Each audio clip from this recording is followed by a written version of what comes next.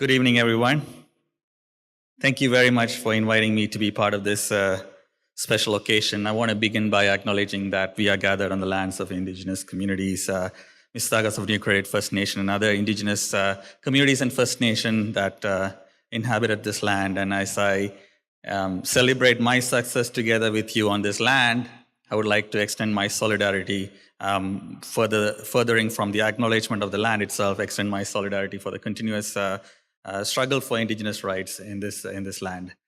I'm delighted to be here to share my story and my struggles, my challenges as I came to this country and found my way through many challenges. But before I talk a little bit about what happened here, I want to take you to what happened to me and my family in the country of origin.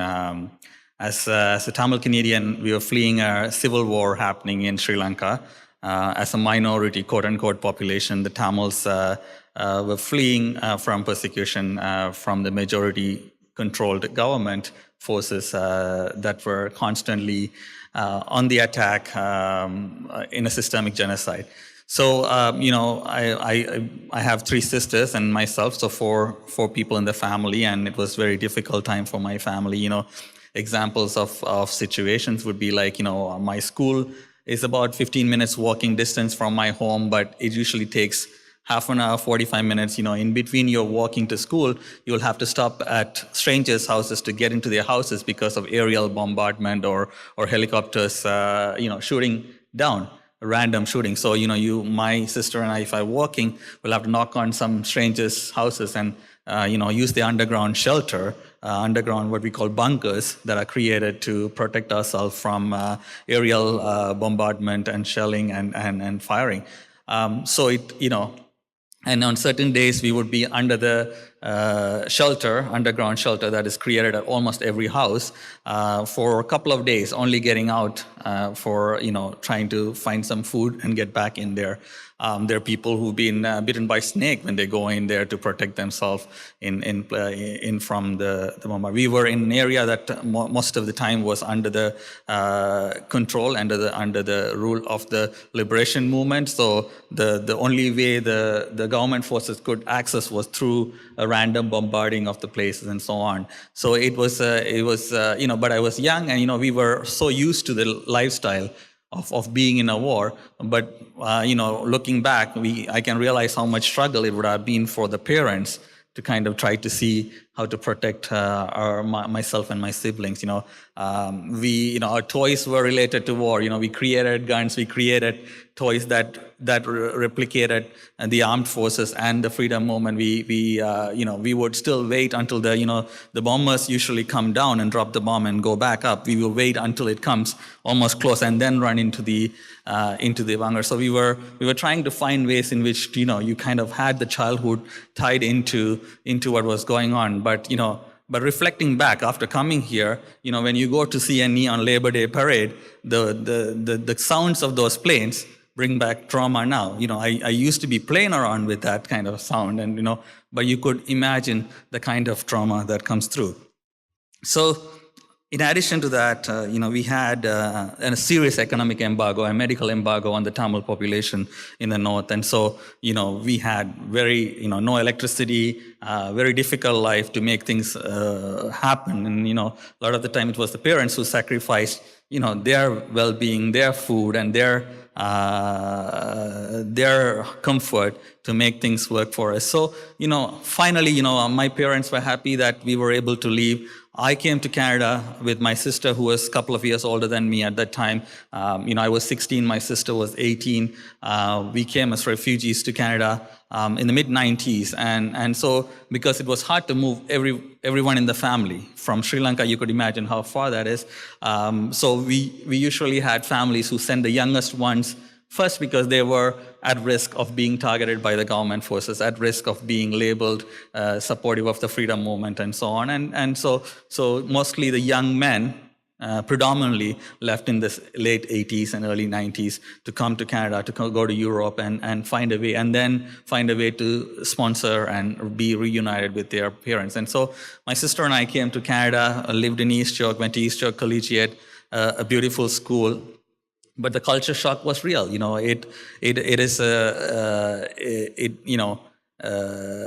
it was happiness to be here in some ways, but as a young person at the age of 16, something you feel like, did I had to do this type thing. You don't appreciate the kind of uncertainties of life that you face as a young person, because you were leaving behind friends, you were leaving behind families, you were leaving behind a lot of things. Getting into the school system, simple things like, the lockers that we had to use, clockwise, anti-clockwise, and, turning it 3 times to kind of open it up.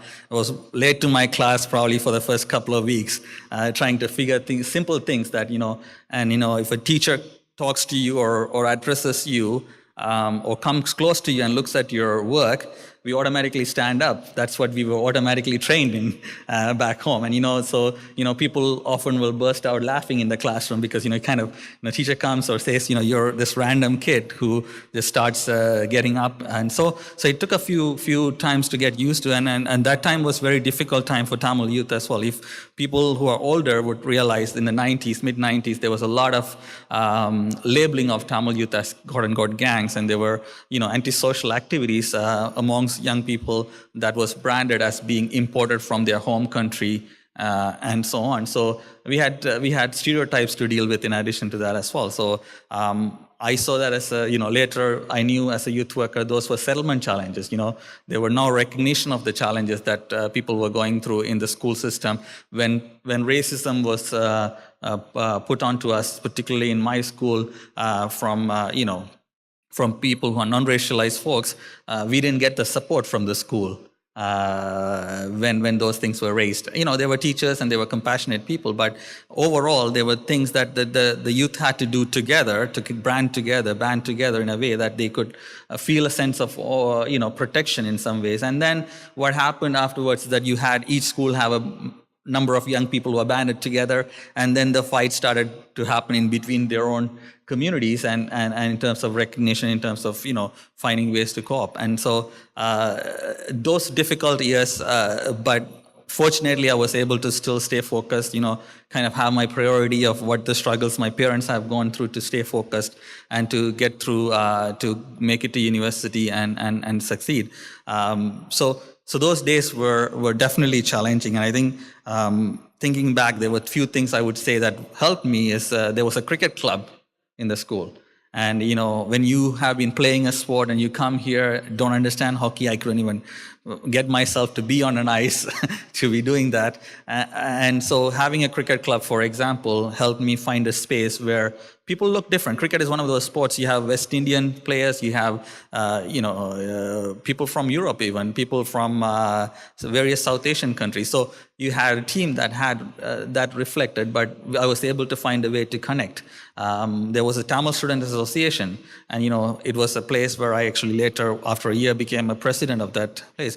I always say, if I wasn't the president of Tamil Student Association in high school, I would have not had the chance to have the transferable skill to become the president of Ontario NDP later. Those kind of places and spaces were very important. Sometimes, those were looked at as, segregation, or as, why are you favoring one, or exclusion. But those are places where you're leveling the unequal playing field in some ways. And I think that's something I would like to mention as ways for us to support newcomers.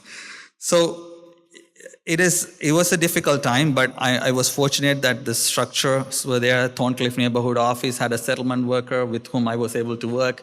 So these supports kind of, you can't pinpoint to one thing, but cumulatively kind of kept me in a space that was safe and that was good to continue.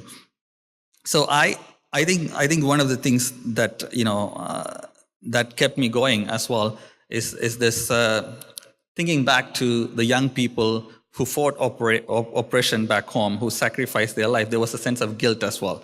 You left when others were sacrificing their lives to fight and confront an oppression, and you were a young person who knew many people who did that, and you are here, and there's this kind of I should make the best of this life kind of a situation. So that was always driving. And then thinking about your parents and the hardship that they went into kind of kept me on track despite some of the challenges that I was facing. So I was asked by Rana about the home-to-home, campaign. Think about something you brought from home and think about something, or you connects to your home and think about something connects to this new home in some ways. And I was thinking about it for a bit. And our lives as counselors are very busy, so don't have too much time to think about things like this. But as I was thinking, I said to myself, I couldn't bring anything. As a refugee coming from far away, you couldn't bring anything with you. And a lot of the time, those are choices, hard choices to make. But I thought about something, and I chose this as the thing to resemble or kind of symbolizes what I brought. It's a compass set, geometry set. We call it compass set. It's called different things, instrumental boxes in different cultures. What it symbolizes, I love math. I became a math teacher later. I love math. Education was the only thing I was able to bring. Education was the only thing that the passion for education and the kind of the groundedness in education was the only. So this symbolizes my math, love for math, but also it symbolizes the kind of the excitement I had. When you get this one, it is when you start using it, for math students who can relate to math, it is a kind of a jump or kind of a graduation. You're starting to use these tools that you saw older people using it. You often wondered what they're doing with it, and kind of symbolizes the kind of the struggles we had to go through to get that education, but also that's something that the oppression couldn't take away from us. That's something that all the things that happened around us couldn't take away from the people who came. And moving to Canada, and I love Canada, and I'll say that to you as a disclaimer because some of the things I might say talks about the challenges I faced, the systemic as well as practical challenges. Doesn't mean I undervalue the contribution Canada has made, but I think we have to be realistic in when we discuss these things to be able to talk about the challenges, because that's the only way we can help others. So I have this, nothing to do with hockey, but it's a chocolate box. And this symbolizes the early struggles that I had as a newcomer youth. I was here with my sister. I was on social assistance, language barrier. You're a poster child, unaccompanied minor, because your parents are here. Technically, you're a poster child for quote-unquote at-risk youth, if you look at all the criteria in some ways. So, we had challenges dealing with meeting expenses, and I had to find work at that age. So I would take this employment news. I think it's still around. You go through those things, you start calling places, and most of them won't take a young person. But there will be this ad that says, show up at Canadian Progress, and bring your ID. And I went there, and it's a van. It's a van where two men who's probably in the 40s or 30s that take you and say, give me your ID. And they take you in a van and drop you in an affluent neighborhood to sell chocolates. And they had a script that says, unemployment is high among young people, so, I would like your help to kind of get a thing. And the chocolates were to be sold for $4. And I think the cost was at that time 70 cents maybe. And we got $1 out of each chocolate we sold. And so, we have a group of young people, probably about 10 or so in the vehicle. We go get dropped off. I didn't know the areas at the time, but thinking back, it probably is Richmond Hill or somewhere far.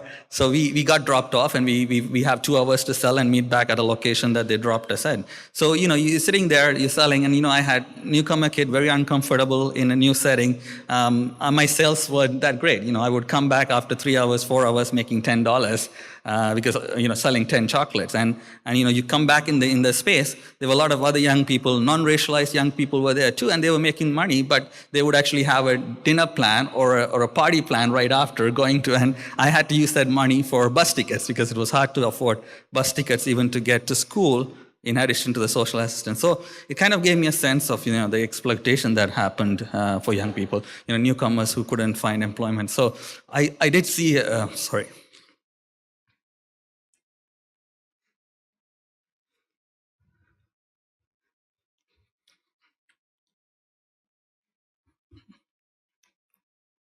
Sorry.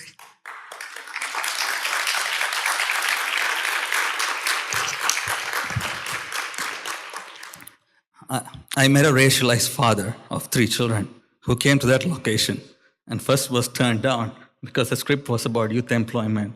And they said, you can't do this. and insisted that he needed some money to do, and was in the vehicle. And more than my difficulty, that changed my life, thinking about what people go through.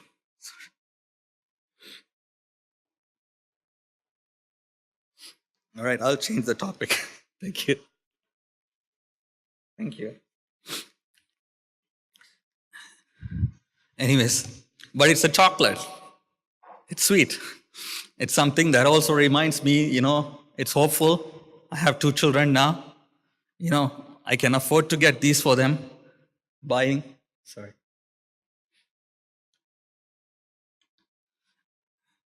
What used to be a luxury for me, fruit yogurt with fruits used to be a luxury item I had maybe once a week. Is something that my kids can have every day.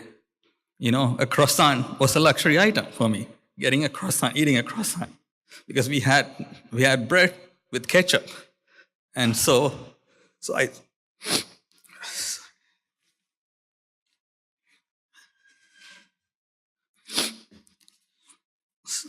So this symbol of that chocolate, it reminds me, every time I go around, and if I see a young kid selling chocolate, my wife knows I'll definitely buy it.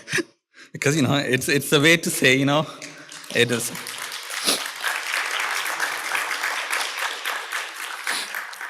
So after leaving high school and after losing, one of my friend was lost in quote unquote gang activities, antisocial activities. And I felt like there was something more important for me to do. Obviously, my parents' dream was in me going to medical school. I had a terrific average. Most of the math was close to 99 or 100, and so I could have gone into that. I was still following my path to get into medical school, but I saw this happening in amongst our young people that needed some sort of a guidance, a mentorship. So I joined an organization called Cantide, for Youth by Youth organization for Tamil youth, and started working on mentorship work in schools. And that just took me in a different direction. Even though academically I was focused on human biology and mathematics and South Asian studies and so on, I was involved in that as my undergrad studies. But being a youth worker and seeing the struggles of young people changed my life further. I thought I was having an impact. I was able to go to schools and advocate to principals to say, give this young person a chance. Give this young person a second chance. Give this parent, listen to this parent. And, sometimes they get dismissed because, their language skills aren't great. And, I often told them, sometimes the kids dismiss the parents as well for the same reason. I say, language is a medium of communication, not a measure of intelligence or measure of knowledge. And it's important for people to recognize that. And that's why I like math too, because it kind of showed transferability. You could be smart. It's not, English became international language, not by accident, but by a designed process of occupying and colonizing. So it's important for people to say, I'm more than happy to learn English and do that, but it's important to see your language and your knowledge is no less. So, that type of advocacy work led me to go to youth work. But one of the things I found was that being in a youth work, you were kind of meeting young people at a stage where sometimes it was kind of too late. It's never too late, but sometimes you felt like if you had 5 months, 6 months before an interaction with this person. So I went to become a high school teacher and started doing some work in high school. And this is kind of, this is typical of my personality for people who know me. I went to high school teaching and then found that, after the Harris government, there were a lot of restrictions on what teachers could do. It was heavy curriculum, not much work you could do in terms of supporting young people. The classrooms were big. And I felt like, there needs to be some sort of a way in which I can influence policy rather than, be a teacher. And teachers make a difference, youth workers make a difference, but it's my personality to say, I'm going to run for school board trustee and try to see what I can do with the policy. And, I ran against the incumbent and lost by about 400 votes, and then went back again and got elected in York Region School Board as a trustee to be able to take care of some of the issues that young people faced and racialized young people faced. But I always say this, as a 16-year-old racialized person, refugee coming to this country, and in 10 years becoming a school board trustee, people often ask me to go and speak at different events to talk about how great Canada is, how great the opportunity is. And I often do it, but I do it with the caveat. I was able to do it because it was Canada. I was able to do it because Canada gave me that opportunity. But I also tell people, within those 10 years that I had to work 4 times harder than non-racialized, affluent male, middle-aged male. So each of those years is equal to 4 of my years. If you take 10 years, it's 40 years of my work into those years. And if you want to really calculate my age that way, I would be ready for retirement payments right now. Because if you take the impact racialized people, multiple barrier facing people go through, it takes a toll on their health, it takes a toll on their lives to fight those things. So my work is basically to try to see if I can reduce it by 3 times, reduce it to 2 times in my lifetime so others can continue, because things probably were much harder, the generation that was there before me. So that's what drives me, and I've become a councillor, and I want to say that, representing City of Toronto, where I came as a refugee, as a councillor, is a phenomenal feeling. To be able to do things that I can do to help. A couple of days ago, there was a festival in Scarborough. The Confederate flag was on a car that was displayed, and the response from the festival was inadequate in some ways. And I'm able to say, because I know as a person who's oppressed, I could connect to other people who have been oppressed. I can make the connection and be able to say, what is not acceptable, what needs a serious response. And so I have this role. It's a powerful role, and I want to use that to be able to champion some of the equity causes. One of my connection as a refugee is that timing, and by luck or by God's grace, however you want to see it, when I got elected, I was able to go to Sri Lanka with the mayor, going down to Sri Lanka for his business. He went to India for business trip, and then he made a connection to Sri Lanka to go one day. As a person who fled that country 2 decades ago, about more than 2 decades ago, being able to go back as a city councillor from the country that gave me that opportunity to go back and sign an agreement with a city in Northern Province where I lived, where I faced those bombardment and aerial shelling and so on, to go back and sign a pact between a memorandum of understanding between Jaffna and Toronto was a feeling of accomplishment. A mixed feeling, in some ways, you felt like, you left this place and could have been there to help build it, but it was a way to say, the country that I came to gave me this opportunity to come back in a safe place with the mayor, who is in some ways was the buffer protection for me going back there to a place and be able to do that work and to go and land in a helicopter where I used to fear those things coming over the same land, was a feeling of accomplishment, but a mixed feeling of things that still need to be done there. So I'm committed on both directions, and one, to be able to give back and find my connections and resources to help to have internally displaced refugees and people who are there, but also to do that for the country that I'm in, that I call home today, for other communities that are coming through the same issues, whether the Somali community who face similar challenges the Tamil youth faced, Afghan youth who face similar challenges coming from a war-torn country. And so that's my mission to do that. So in wrapping up, I want to say that, this is supposed to be positive. And I want to acknowledge that, it's because the system had the structures, the support, like the settlement worker, like the organization, like the teachers who invested in me, like the programs that were in the schools, like the electorate in my areas where I was a trustee and council, who believed that a racialized young person can represent them, can champion their issues. So all these things are there in Canada that makes us proud. But at the same time, there are a lot more things that we need to do. I tell people who tell me that you are alive today because of Canada, so you should be thankful and not to be complaining about things. I tell them it's about my family. If I think of Canada and Canadians as my family, if there's something wrong that I could improve in that family, I will do it. It's not about what the other family does. I refuse to compare it to Sri Lanka or other places and say we are much better off here, so let's not bother. Because my son, who was born here, my 2 sons, who are 6-year-old and 3-year-old who are born here, growing up, will not have that comparison in their mind. They're growing up thinking that they're equal Canadians, and I cannot sit here and say to them, you know, because I came from this other place, you can settle for something less from another person. So I think it's important for us to say to ourselves, you know, we are happy to be here. I'm happy to be alive. I'm happy to be able to be a counselor in this place. But that doesn't mean I cannot complain for the sake of improving things. That doesn't mean I cannot constructively be involved in criticizing things that happen around here. So, you know, there are things that needs to be improved. The refugees are welcome here, but there are a lot more things that we can do to make sure that welcome is complete. There are policies that, immigration policies, whether it starts from Komagara Maru 100 years ago or to MV Sansi and Ocean Lady that came a few years back, there are things that are happening in Canada that needs to be changed. There are temporary foreign workers that are exploited in our backyards. There are things that are happening in Canada that are racially profiling people of color. The Islamophobia is on the rise. Anti-black racism resurfaces in different ways in different times. So it's important for us to be critical, and it is something that we are doing because we believe this country could be much better.